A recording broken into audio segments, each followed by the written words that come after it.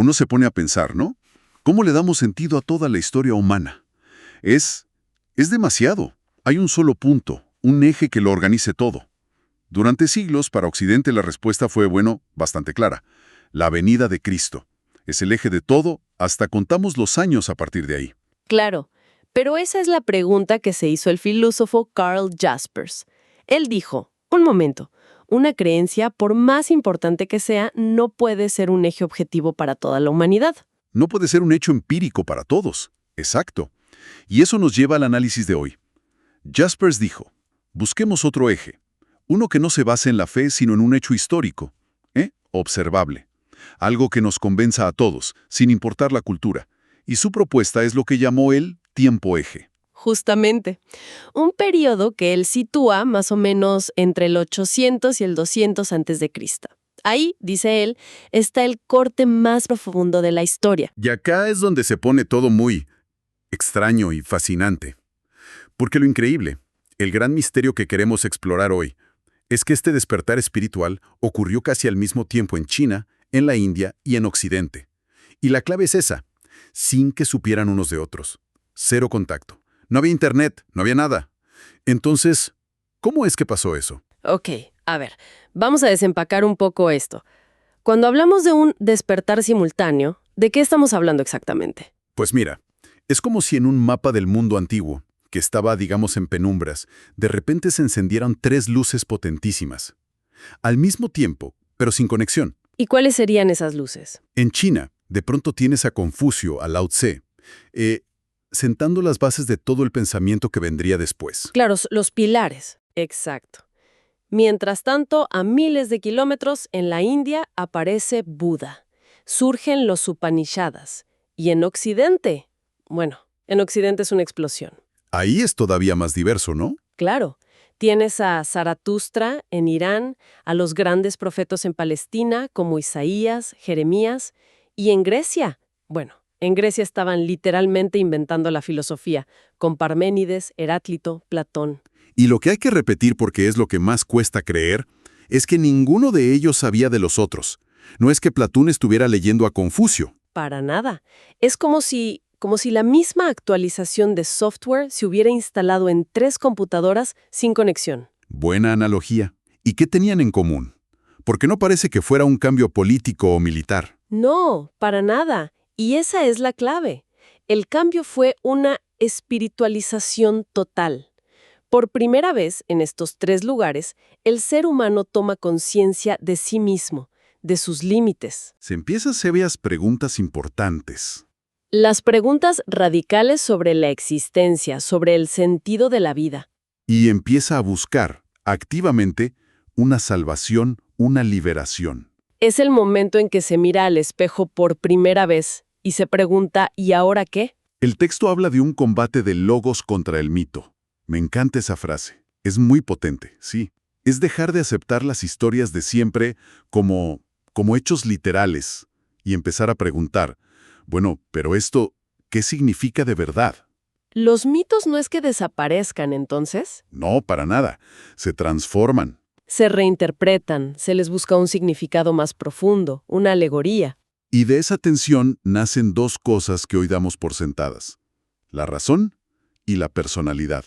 Aparece la figura del filósofo, O del profeta. del individuo que se atreve a oponerse al mundo, a decir, lo que todos creen quizás está mal. Y se retiran, ¿no? El ermitaño, el asceta. Justo, se van para encontrar una verdad por sí mismos y luego vuelven como sabios para intentar convencer a los demás. Es el nacimiento del individuo que cree que puede entender el mundo por su cuenta. Pero, a ver, ¿había algo en el ambiente que permitiera esto? Uno pensaría que para tener tiempo de filosofar se necesita paz, un gran imperio estable. Pues fíjate que fue todo lo contrario. Fue una paradoja. Ninguna de esas 3 zonas era un imperio unificado. Era un caos. Un caos total. China estaba en el periodo de los reinos combatientes. Grecia era un hervidero de ciudades-estado peleando entre sí. Y la India igual de fragmentada. Y eso, en lugar de frenarlo, lo impulsó. Parece que sí. Ese caos generó competencia, pero también mucha prosperidad y sobre todo mucho movimiento. Los pensadores viajaban, fundaban escuelas, debatían. Esa fragmentación política al final fomentó una libertad intelectual increíble. Si aceptamos esta idea, la del tiempo eje, esto cambia por completo cómo vemos la historia, ¿no? De repente, Egipto, Babilonia, ya no parecen lo mismo. Totalmente. Las reubica. Dejan de ser la cima de la historia antigua para convertirse en una especie de preludio. Como una introducción. Jaspers usa una imagen muy fuerte. Dice que esas culturas vivían como dormidas.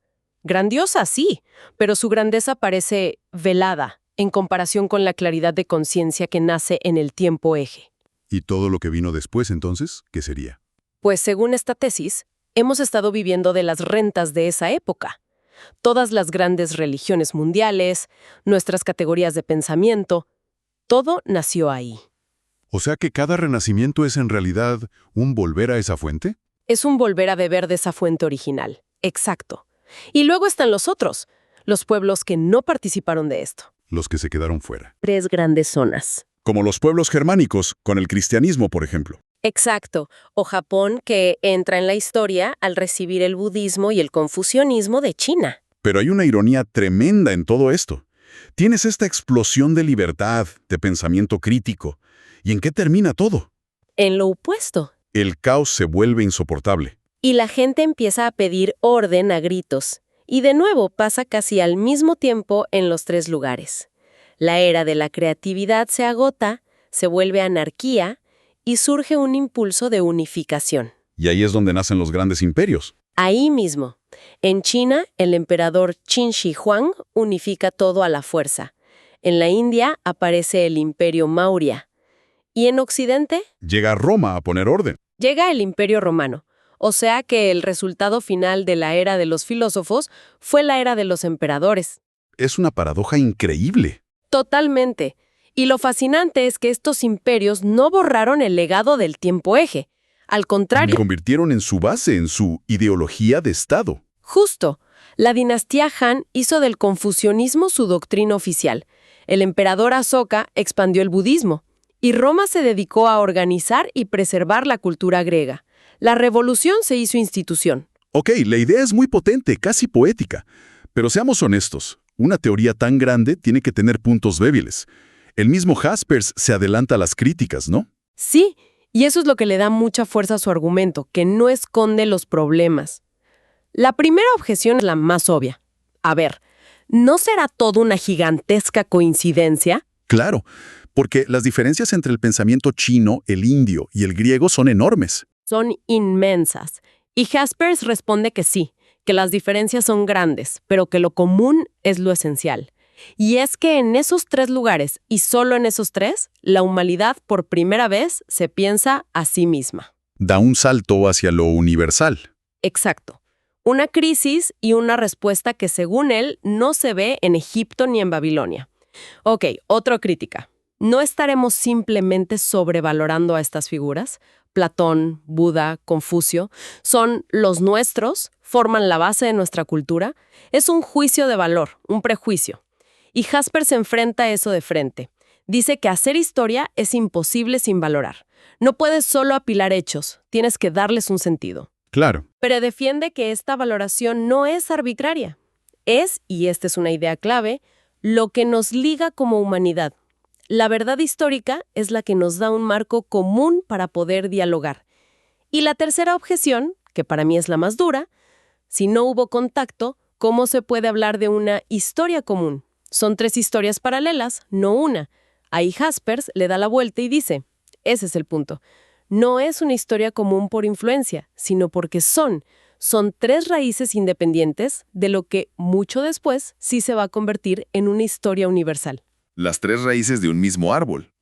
Da un ejemplo increíble de una secta budista en Japón del siglo XIII, que era asombrosamente análoga al protestantismo, pero insiste en que el tiempo eje fue un paralelismo total, no de un fenómeno aislado. Bien, supongamos que aceptamos el fenómeno como real. La pregunta que sigue es inevitable. ¿Por qué? ¿Qué lo causó? Y acá es donde se pone todavía más interesante. El texto revisa varias hipótesis y básicamente las desarma una por una. La más conocida es la de los pueblos jinetes. Ah, sí. La idea de que las invasiones de los indoeuropeos a caballo desde Asia Central lo cambiaron todo, ¿no? Esa misma, que ese shock generó una nueva conciencia trágica, heroica, y ese fue el motor. Suena plausible. Un gran shock externo que obliga a todos a repensar las cosas. ¿Pero funciona? No del todo. China, por ejemplo, tuvo su tiempo eje, pero sin esa épica de los héroes trágicos como la griega. Y los profetas de Palestina, que son un pilar, surgieron sin esa mezcla. O sea que la teoría no cuadra para todos. No cuadra. Hay demasiados siglos de diferencia entre las invasiones y el inicio del tiempo eje. La conexión es muy débil. Entonces, después de todo este análisis, ¿cuál es la causa? Y la respuesta de Jaspers es casi un anticlímax. Y por eso es tan potente. Dice que no lo sabemos. Que es un misterio. Es un profundo misterio. Y es la conclusión más honesta. Piénsalo. El origen de nuestra forma de pensar, de la filosofía, de las religiones mundiales, no tiene una causa clara que podamos señalar. Es como si la conciencia humana se hubiera encendido de repente en 3 lugares sin un porqué claro. Exacto.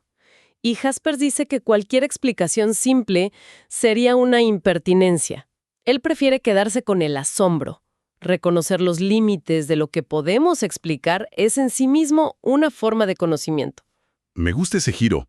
Quizás la pregunta importante no es ¿por qué pasó?, sino más bien ¿y ahora qué hacemos con esto? Exactamente.